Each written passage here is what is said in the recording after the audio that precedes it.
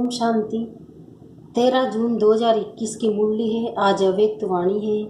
18 जनवरी 88 की रिवाइज है। मुरली का टाइटल है स्नेह और शक्ति की समानता। आज स्मृति स्वरूप बनाने वाले समर्थ बाप चारों ओर के स्मृति स्वरूप समर्थ बच्चों को देख रहे हैं। आज का दिन बाप दादा के स्नेह में समाने के साथ साथ स्नेह और समर्थ दोनों के बैलेंस स्थिति के अनुभव का दिन है। स्मृति दिवस अर्थात स्नेह और समर्थी दोनों की समानता के वरदान का दिवस है, क्योंकि जिस बाप की स्मृति में स्नेह में लवलीन होते हो वह ब्रह्मा बाप स्नेह और शक्ति की समानता का श्रेष्ठ सिंबल है। अभी अभी अति स्नेही, अभी अभी श्रेष्ठ शक्तिशाली। स्नेह में भी स्नेह द्वारा हर बच्चे को सदा शक्तिशाली बनाया।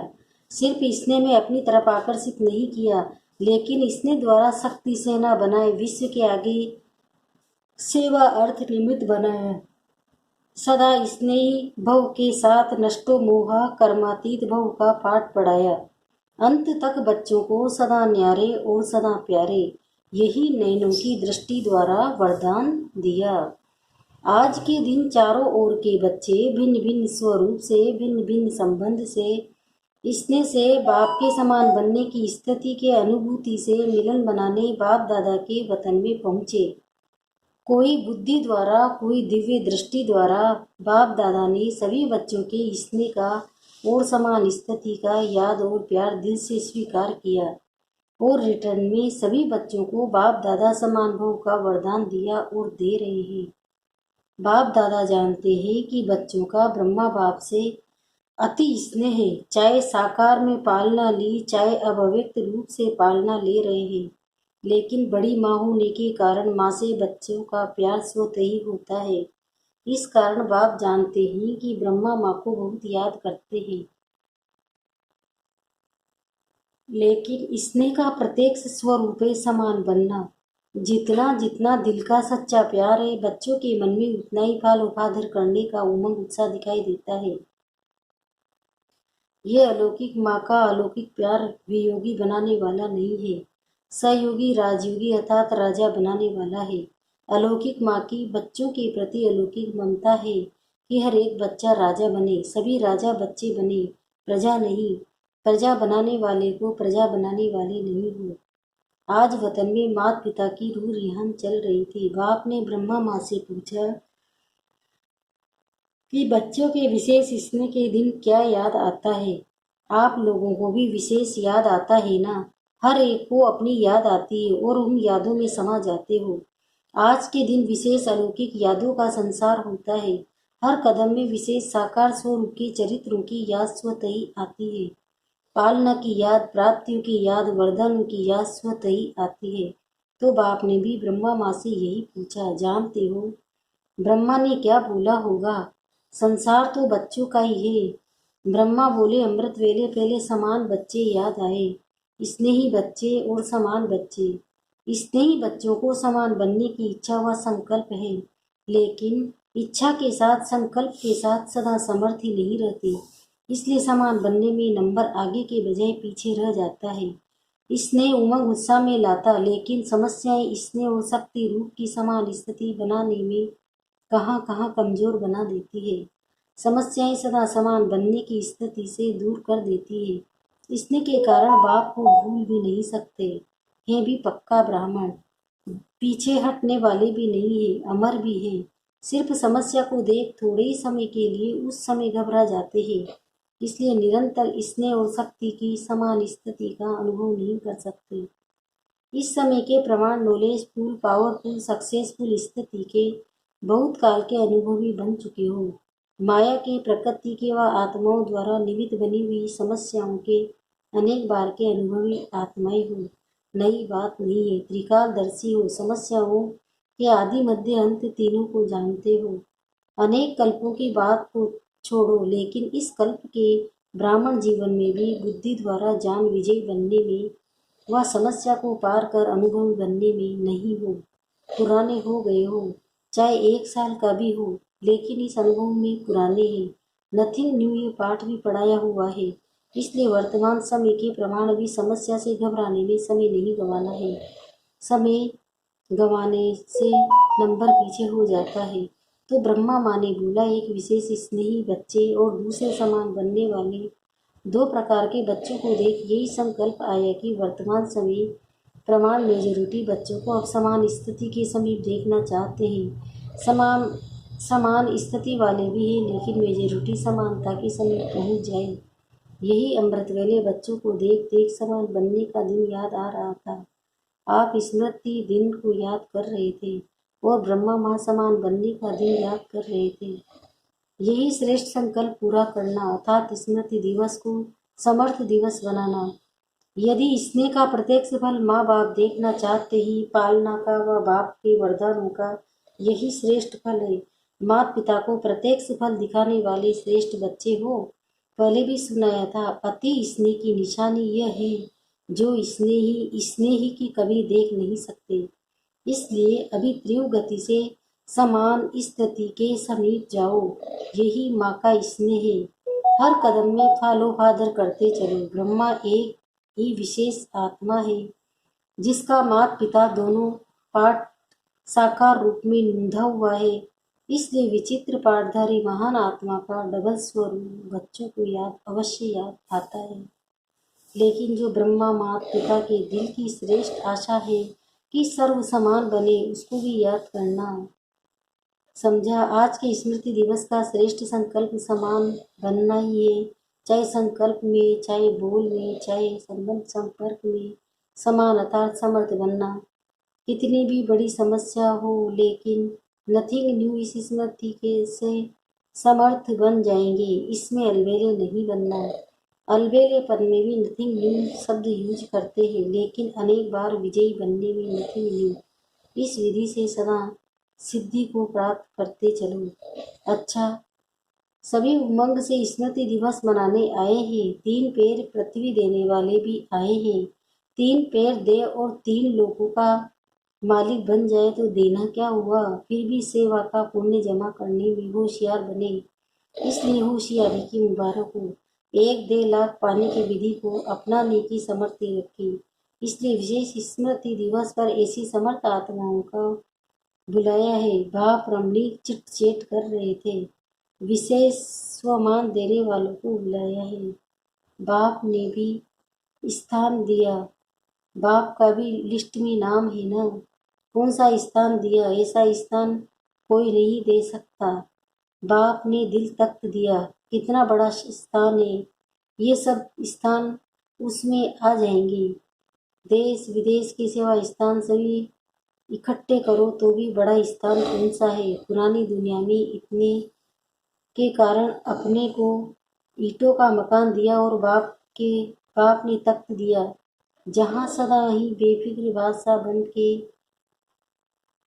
जाते हैं। फिर भी देखो, किसी भी प्रकार की सेवा का, चाहे स्थान द्वारा सेवा करते चाहे स्थिति द्वारा करते, सेवा का महत्व स्वतः ही होता है। तो स्थान की सेवा का भी महत्व है। किसी को हाँ जी कहकर, किसी को पहले आप कहकर सेवा करने का भी महत्व है। सिर्फ भाषण करना सेवा नहीं है, लेकिन किसी भी सेवा की विधि से मनसा वाचा कर्मणा बर्तन मांजना भी सेवा का महत्व है। जितना भाषण करने वाला पद पा लेता है, उतना योग युक्त युक्तियुक्त स्थिति में स्थित रहकर बर्तन मांजने वाला भी श्रेष्ठ पद पा सकता है। वो मुख से करता, वो स्थिति से करता, तो सदा हर समय सेवा की विधि से महत्व को जानकर महान बनो। कोई भी सेवा का फल न मिले यह हो नहीं सकता, लेकिन सच्ची दिल पर साहेब राजी होता है। जब दाता वरदाता राजी हो जाए तो क्या कमी रहेगी। वरदाता व भाग्य विधाता ज्ञानदाता बोले बाप को राजी करना बहुत सहज है। भगवान राजी तो धनराज काजी से भी बच जाएंगे, माया से भी बच जाएंगे। अच्छा, चारों ओर के सर्व स्नेह और शक्ति के समान स्थिति में स्थित रहने वाले, सदा माता पिता की श्रेष्ठ आशा को पूर्ण करने वाले, आशा के दीपकों को सदा हर विधि से सेवा में के महत्व को जानने वाले, सदा हर कदम में फॉलो फादर करने वाले, माता पिता को बाप सदा स्नेह और शक्ति द्वारा समान बनने का फल दिखाने वाले, ऐसे स्मृति स्वरूप सर्व समर्थ बच्चों को समर्थ बाप का समर्थ दिवस पर याद प्यार और नमस्ते। सेवा केंद्रों के हम बच्चों का भी बाप दादा को याद प्यार नमस्ते नमस्ते नमस्ते। सेवा केंद्रों के लिए 3 पैर पृथ्वी देने वाले निमित्त भाई बहनों के अव्यक्त बाप दादा की मुलाकात। विशेष सेवा के प्रत्येक फल की प्राप्ति देख खुशी हो रही है ना।